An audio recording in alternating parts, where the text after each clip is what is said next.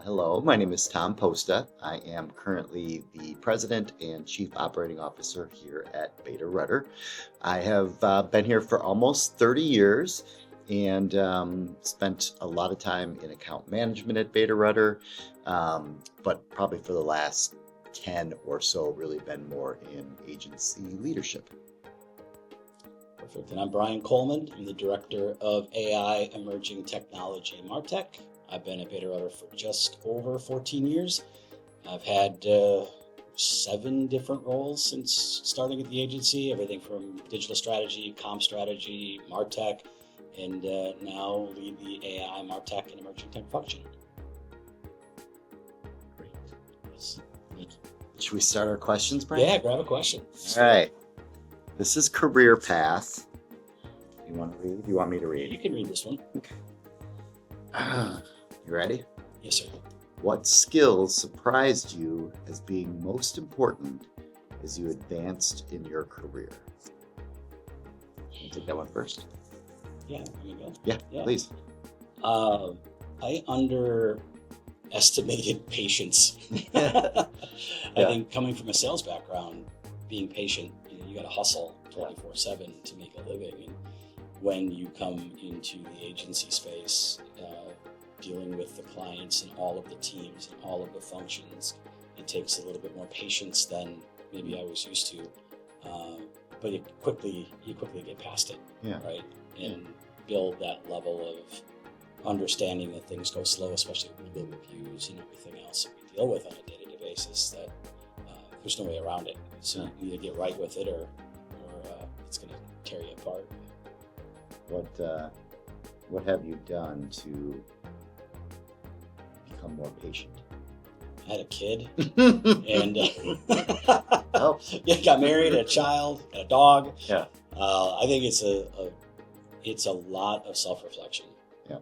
And understanding coming in, and this was my first agency job when I got here, that yes, we work fast-paced, but in the space I came from, being on the road all day, every day, the patience of the team often got lost because my livelihood depended on speed and efficiency. Right. And when you come into a location like this, where we're so team-oriented and try and maintain that agile format, that level of patience comes really, really quickly. And I am probably one of the more patient people I know now. We just built a foundation. And it's leaders like yourself and others who foster that really great foundation of what being a good account executive at that time or a good teammate really looks like. Yeah. How about you?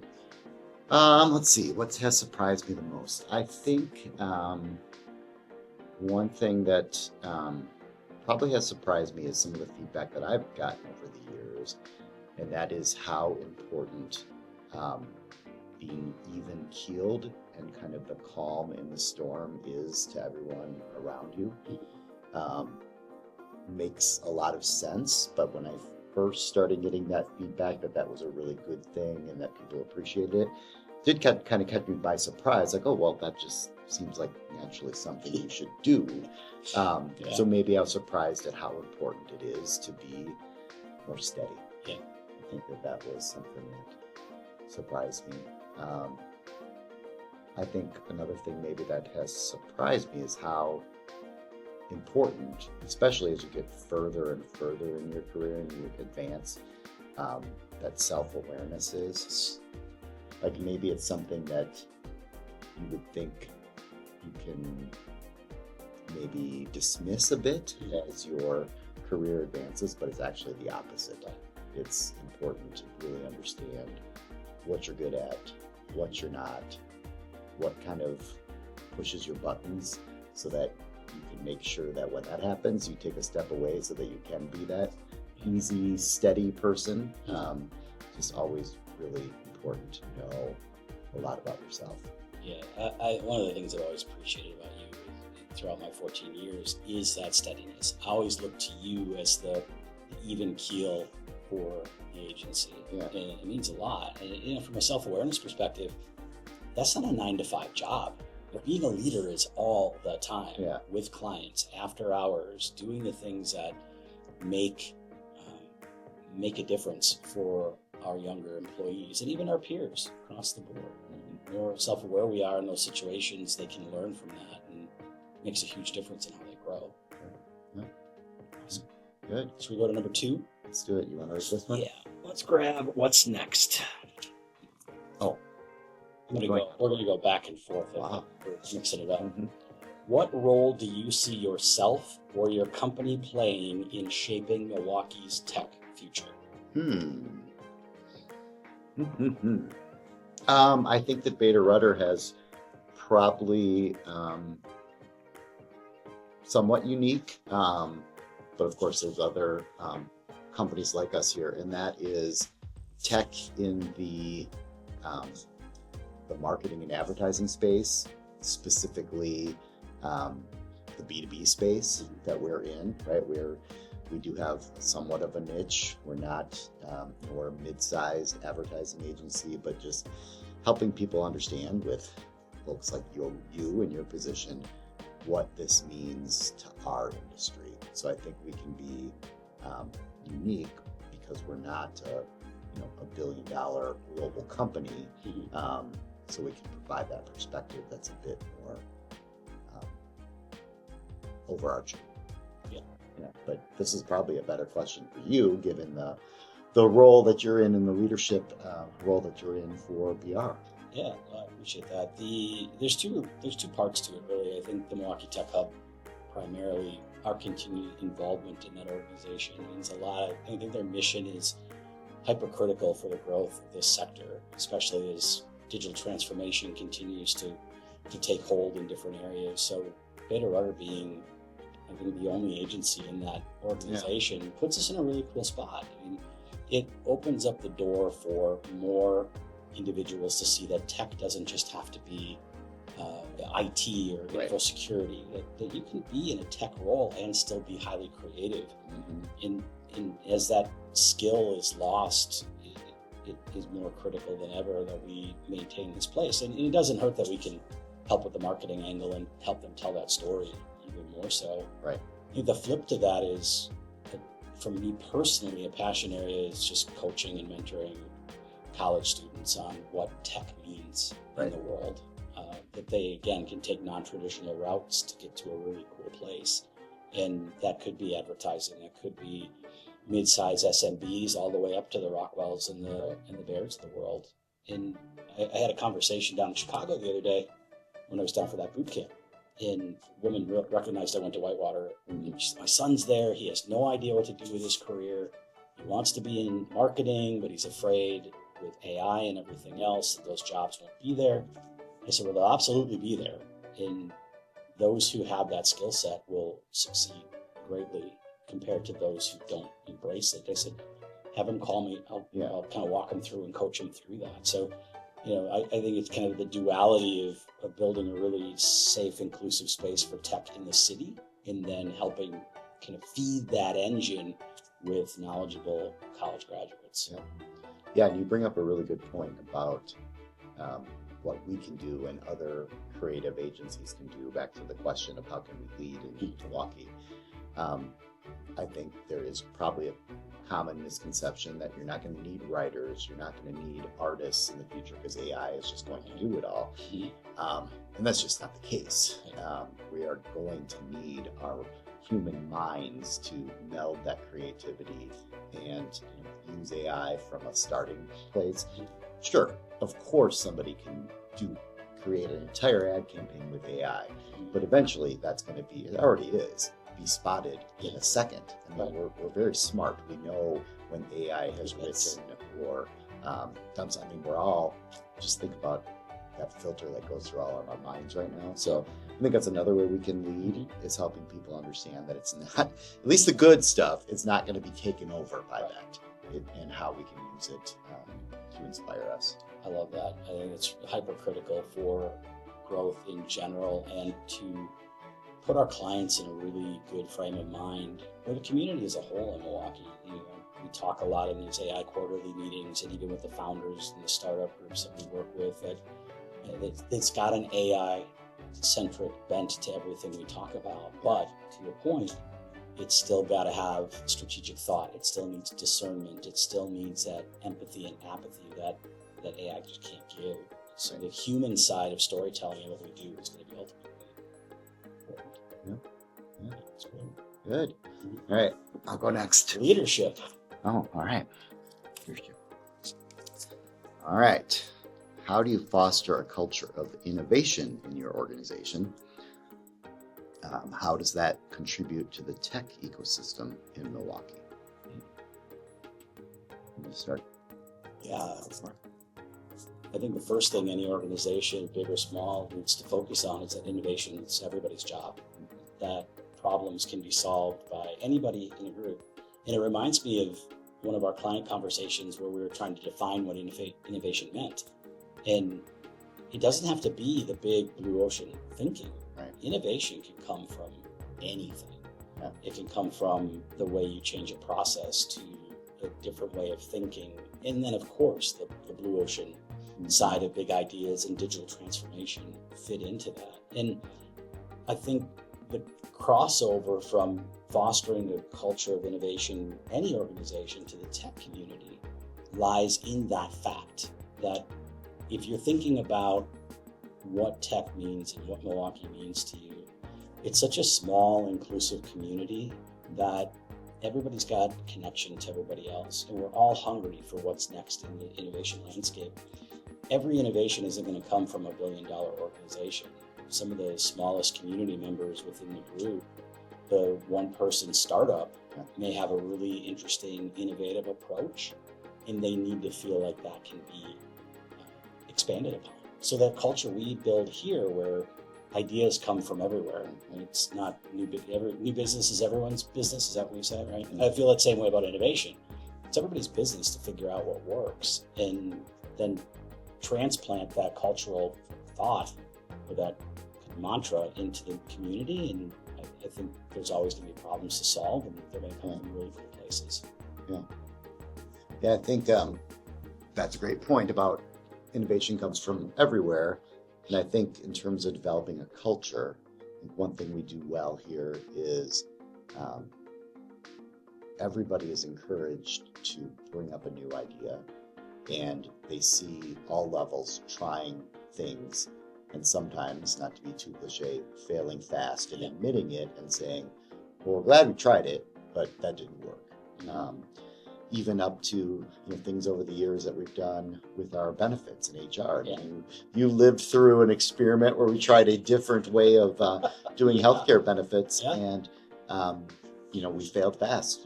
Cliche, but we did, and we said to the entire agency we wanted to try this.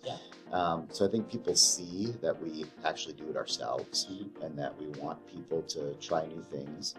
The other thing that I think everybody knows here is that there is no finish line. Right. And we say that all the time, right? If you're waiting to cross that ribbon and be done, then you're not at the right place, right? Because that's never going to happen. We're always going to be in the race. We're always going to be running, right? And that's a cool thing. There's no finish line. So I think that always tells us that we're going to be trying new things. And this is a place where change is constant, but in a positive way. Right. So I think that I don't know if you agree, but I think that's throughout our culture. I do. Yeah, I really do. I think it goes the benefit scenario you gave to our cultural crew, to the pro bono work we do, and the way we're trying to reshape the community. And we pick these pro bono projects that are really meaningful to the Milwaukee area primarily. I think there's little bits of innovation that pop through all of those, and I think if you have to say it, it almost becomes too overt, too cliche. It's kind of this led by an experienced experience that turns into that innovation culture. When we talk about, well, do we make it a title or do we make it a thing? Well, then it's kind of not anybody's job, right? Because everybody should be thinking in an innovative mindset. It's part of our mantra, part of our North Star, to be in the big rooms and have the big conversations. And I think that innovation just falls out of that. And the more we foster that culture, and we want everybody to stay here for their career, but reality happens and people go, well, that's just an innovation seed that's being planted in another place, and hopefully it takes root there and can grow. And then we've got that culture just kind of bubbling up from the base. Yeah. And that's all we can ask for. That's good. Our last question, unless we get more, why Milwaukee? Ooh, I like this one. The term small-waukee is often used to describe the phenomenon that Milwaukee, despite being a major city, has a small town feel where everyone seems to know everyone. What is your small-waukee experience? Think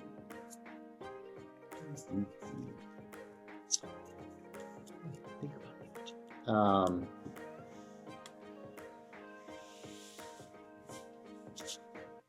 Other than the general experience and the rule that you typically are no more than 1 degree of separation from people. Yeah. Right. I mean, whether it's a MMAC or a GMC or some of the organizations that BR is involved with, you talk to one person, you might not have met them before, but you inevitably know somebody that they've worked with that you've worked with, so that it's that 1 degree. I don't think if I had to think back to experiences over the last few years when meeting somebody new in the business world, I don't think I've had to go past 2 degrees, right? So that's probably the best description I can think of.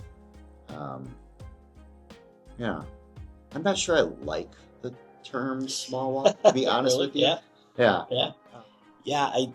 I get what you're saying about the small Milwaukee or small walkie. It just doesn't necessarily give us credit for what we actually have in this city. And I've lived here in some capacity most of my life, in different parts of the city, different organizations that I've worked for before coming here. I see it all the time, but it wouldn't be if I didn't foster a network and really try hard to be connected. And you're in the same boat, right? If you're involved in different parts of the community, and we have people who come in and out of here for different events, and we meet and we kind of stay with that as time goes on. So I think the whole mantra of, well, we're just a small Chicago, or we're just this little small community where everybody knows each other, doesn't give it enough benefit. What I love is when someone comes to Milwaukee for the first time, never been here before, never experienced it, and they absolutely fall in love with it. That's the part. And I think the undertone to the small walkie is that we're a approachable community with a lot of really open conversations.